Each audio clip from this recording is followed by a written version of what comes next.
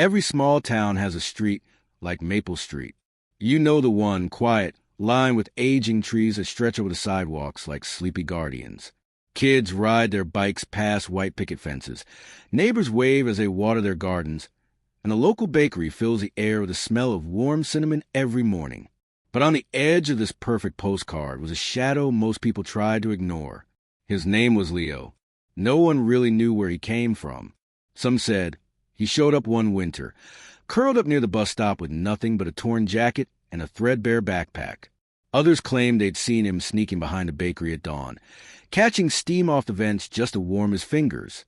But no one asked questions. No one offered him a blanket, because to the people of Maple Street, Leo was invisible. He wasn't always. Once upon a time, Leo had a family, or at least a mother.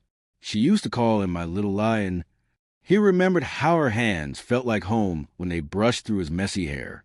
But those memories faded fast the day she disappeared. Left for work one morning and never came back. Foster homes, shelters, a dozen broken promises later. Leo figured it was better to run than to be told he wasn't wanted again. So he drifted. By the time he found Maple Street, Leo had become an expert at not being seen. He learned to walk in silence, to sleep under porches no one checked, to smile without showing his teeth, so people wouldn't think he was up to something. He wasn't a thief. He didn't beg. All he wanted was to survive, and maybe, just maybe, to be seen. But to the townsfolk, Leo was a problem they didn't know how to solve. Don't talk to him. A mother would whisper to her child, "He probably steals." Someone should call the cops. No one ever did. They just watched him from behind their curtains, arms crossed, hearts closed. Even the local shopkeepers turned him away. No loitering. The sign at the corner store read, and it might as well have said, "No Leos allowed."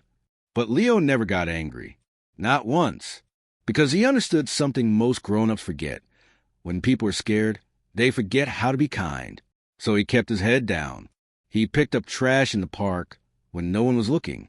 He left wildflowers on the steps of the church. He even fixed the loose boards on the bridge by the creek, using tools he found in a dumpster behind the hardware store. No one noticed. And yet he stayed. Why? Maybe because some part of him still believed that good things could happen, that life wasn't finished with him yet. Or maybe he just had nowhere else to go. Then came the coldest night of the year. It was late December. Maple Street shimmered with Christmas lights and the smell of roasted chestnuts. Families gathered inside their warm homes, drinking cocoa by the fireplace, wrapping presents with care. And Leo? He was curled behind the library, shivering under a tarp he'd found. His fingers were cracked, his lips blue, but his eyes still bright, still searching for something. That night, as snow began to fall gently, something happened that would change everything.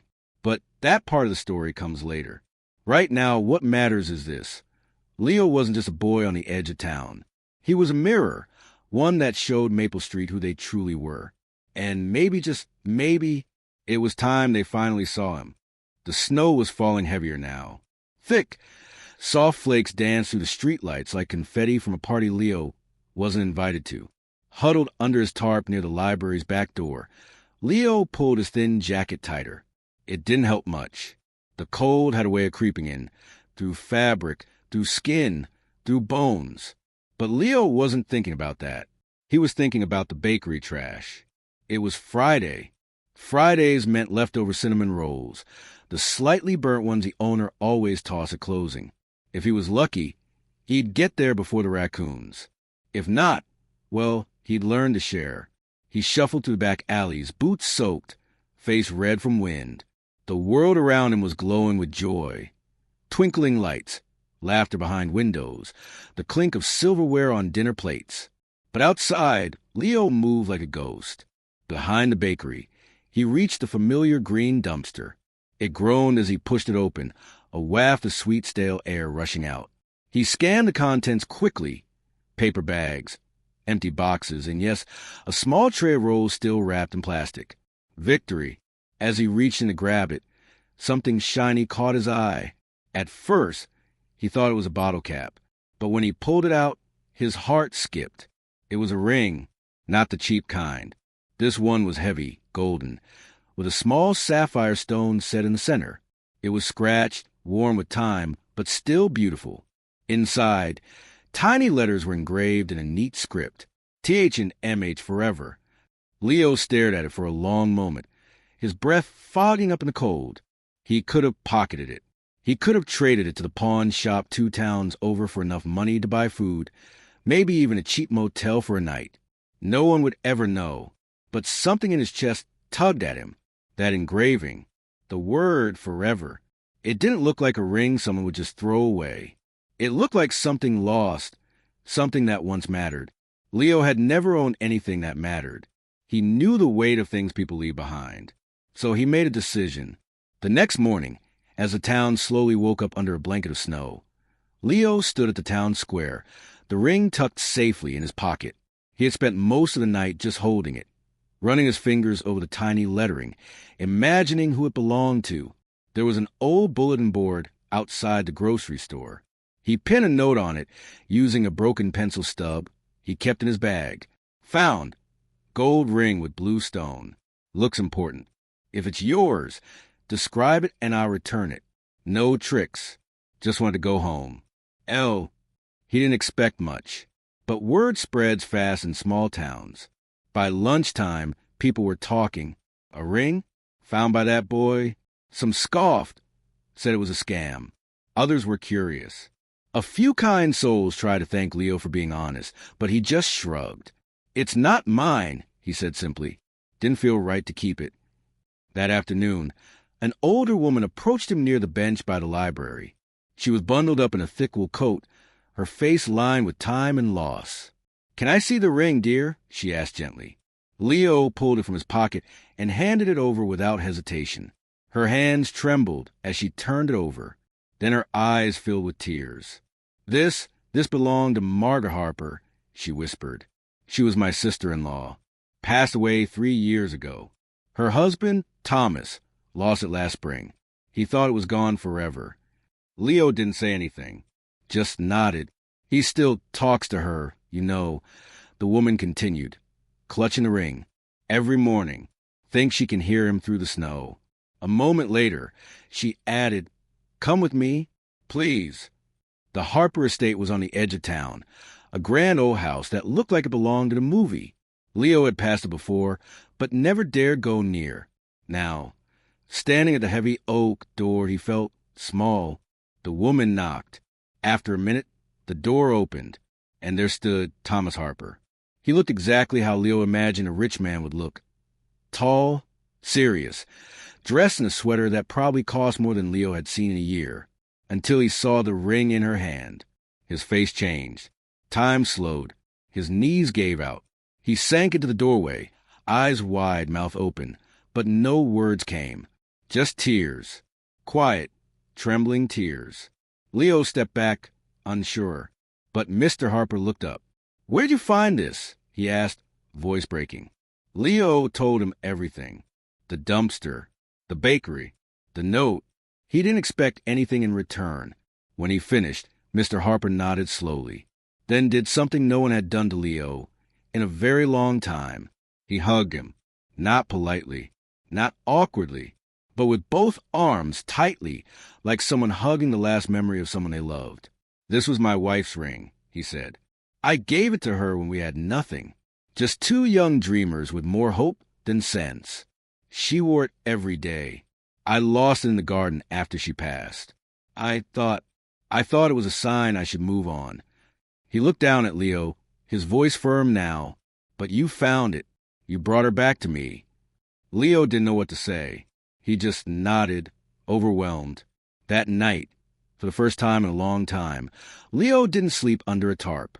He had a warm meal, a soft bed, and a roof over his head. But more than that, he had something else.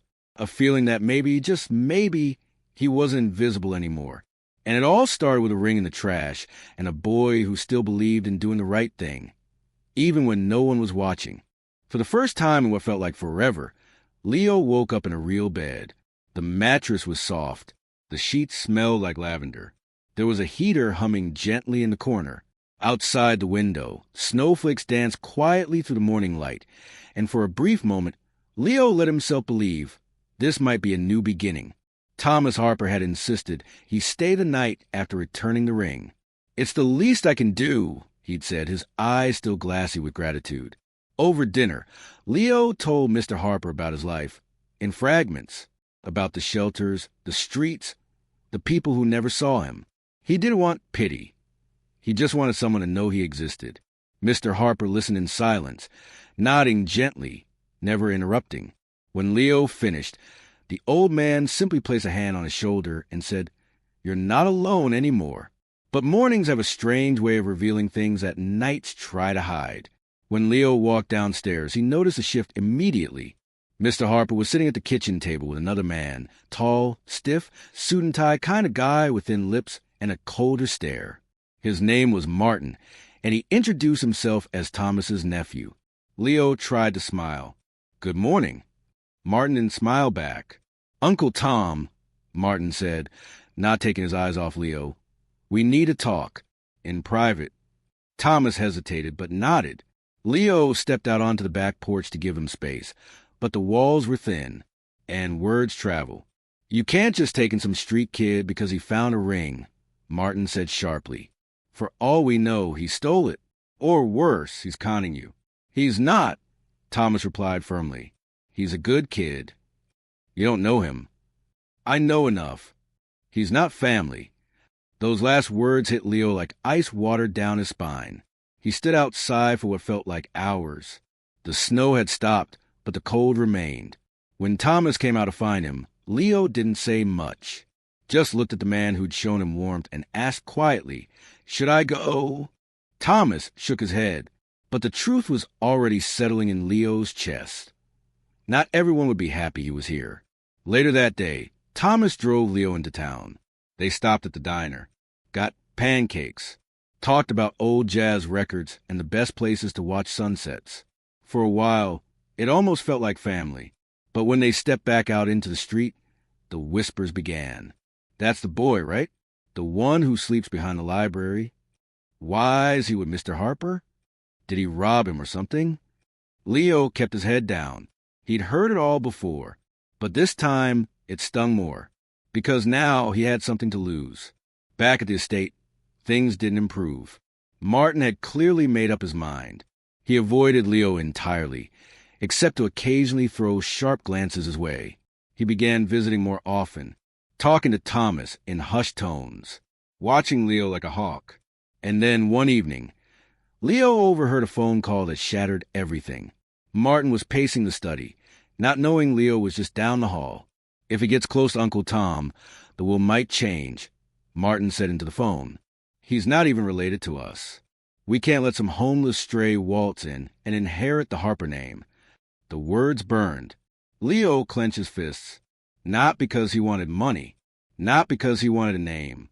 He just wanted a place, to belong, to be seen not as a stray, but as someone who mattered. That night, he packed his things.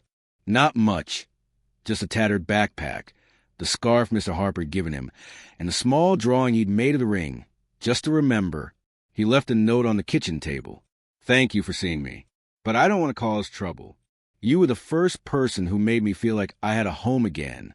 I'll never forget that. Leo." He slipped out before the sun rose. But what Leo didn't know was that Thomas Harper wasn't sleeping. The old man had been growing suspicious. He'd seen Martin watching Leo, whispering with lawyers. He wasn't as fragile as people thought. When he found the note, his heart broke. Not just because Leo had left, but because the world had once again convinced a good soul that he didn't belong. Thomas picked up the phone, and this time he didn't call Martin. He called the local news station. The next morning, the town of Maple Street woke up to something they didn't expect. There, on the morning broadcast, was Mr. Harper, white-haired, proud, holding up the ring. "This was returned to me by a young man named Leo," he said. "He had no reason to. He could have kept it, but he didn't. He brought back something I thought I'd lost forever. Not just a ring, but hope. He reminded me what integrity looks like." He paused. "If anyone sees Leo, tell him his room is still here." And this time it's forever. The cold welcome had pushed Leo away.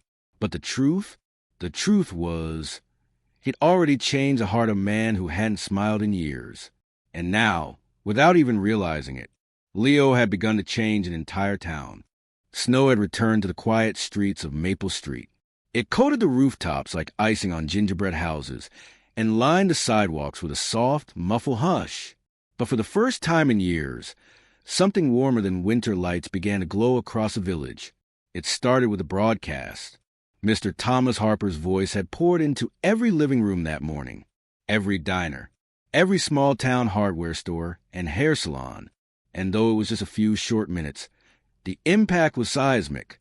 People paused mid-breakfast. A few wiped tears from their eyes.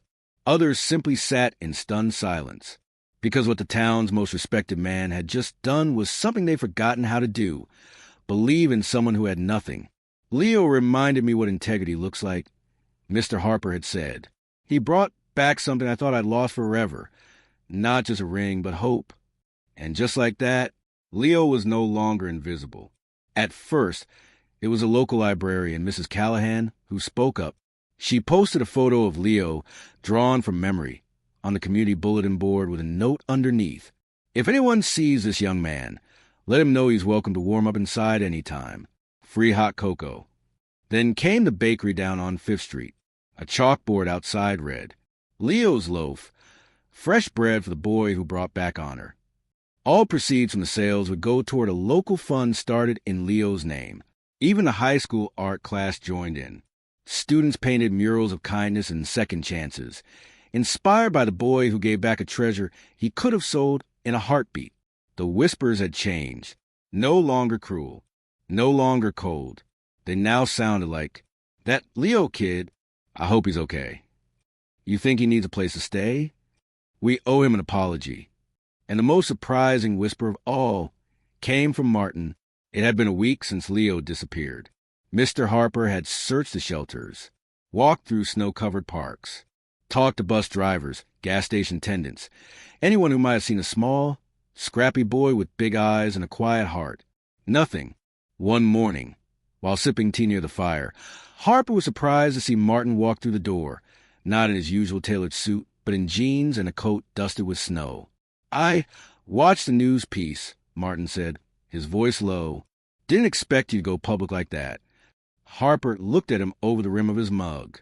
And Martin sighed, shoving his hands into his pockets. And I realized I was wrong. A silence lingered between them. Thomas didn't push. He just waited. Martin finally continued. I looked at that boy and saw a threat, a stranger. But you saw something I didn't. You saw a kid who still chose honesty over survival, who still chose to do the right thing, even when the world never gave him a reason to. Thomas nodded gently. He's more family than you think. I want to help find him, Martin said quietly. If you'll let me. It wasn't forgiveness. Not yet, but it was a start. Meanwhile, Leo had found shelter in a snow-covered alley 2 towns away. He didn't go far, just far enough to disappear. He hadn't seen the broadcast, hadn't heard the town's whispers turn kind. In his mind, he was still just a kid with torn shoes and a past nobody wanted to hear. He spent his days wandering, nights huddled beneath blankets that barely blocked the wind. But he never begged, never stole. He remembered Mr. Harper's words. You're not alone anymore. Even if it felt like a lie now, it stayed with him. Until one night, as Leo sat under a bus stop roof, watching the snow fall, a familiar face appeared from the mist. Martin, not dressed fancy. No driver behind him. Just boots crunching in the snow, and a look in his eyes that Leo couldn't quite read. Hey, Martin said. Been looking for you. Leo stood, unsure whether to run or stay. I know I didn't treat you right, Martin added. And I wouldn't blame you if you hated me. But Mr. Harper's been worried sick. So has the whole town. Leo blinked. The town? Martin chuckled softly. Yeah, turns out one good deed can change a lot of minds. There's a mural of you at the high school, man. A whole loaf of bread named after you at the bakery. They call it Leo's Loaf. Leo's face flushed red. Come back with me. Martin offered, voice softer now. Please. Not because you owe anyone, but because you belong there. People want you there. Leo hesitated. Then slowly, cautiously, he stepped forward. When Leo returned to Maple Street, it wasn't quiet. It was a celebration. The townspeople had gathered outside Mr. Harper's home. Children held signs that said, "Welcome home, Leo." Neighbors brought food, blankets, even a handmade quilt stitched with every person's name who wanted him to stay. Mr. Harper opened the door and saw Leo standing at the gate, and for the first time in a long while, tears streamed down his face. No words were spoken. He simply opened his arms, and Leo ran into them. That night, around the fireplace, Thomas, Leo, and even Martin sat together for dinner. It wasn't a grand meal, just soup and bread, but it tasted like everything Leo had ever hoped for. Warmth, belonging, a family. The village had awakened, not just to Leo's story, but to their own capacity for compassion. And in the middle of that snowy town, once known for cold stares and colder shoulders, a small miracle had bloomed. They had learned to see the invisible, and that made all the difference. The village had changed. What once was a place of cold glances and locked doors had become a home filled with warm hearts and second chances. And at the heart of this transformation stood a boy who used to be invisible, Leo. It had been weeks since Leo returned to Maple Street. He was no longer the kid people avoided on sidewalks or ignored in the park. He had a room now, painted soft blue with glow-in-the-dark stars on the ceiling. Mr. Harper made sure of that, and every evening, the townspeople sent over soup hand-knitted scarves and kind words tucked inside envelopes addressed simply to Leo, the boy who reminded us who we are. But Leo, he still held something back. He smiled. He helped. He was polite and quiet and always said thank you. Yet, a part of him still lived in shadows. He had grown used to not expecting anything. And that habit, like a scar, was hard to heal. Then came Christmas Eve. Snow fell thick that night, turning Maple Street into a postcard. Every window glowed with string lights. Children giggled. Tugging sled behind them. The scent of cinnamon and pine drifted through the air like music. Inside Mr. Harper's house, laughter echoed. Leo sat near the fire, sipping cocoa topped with more marshmallows and liquid. Martin was there too, now a regular visitor, playing cards with some neighborhood kids on the rug. Then Mr. Harper stood up and gently tapped his glass with a spoon. "Everyone," he said, "before we open presents, Leo has something he wants to share." The room quieted. Leo looked up, surprised. "I do." Thomas smiled. "Yes, I believe it's time." Leo hesitated. His hands trembled slightly, not from the cold, but from something deeper. Then, slowly, he stood and reached into his jacket pocket. He pulled out a small, folded piece of paper. Old, worn, faded around the edges. "I wasn't sure when to give this to you," Leo began, "or if I even should, but Mr. Harper once told me that the most valuable gifts are the ones that come from the heart." He unfolded the paper, revealing a drawing. Crude, done in pencil, but unmistakable. It was a picture of family, a man, a boy, and a ring shining between their joined hands. Above them, written in shaky block letters, "Someday I'll find someone who sees me." Leo looked at Thomas.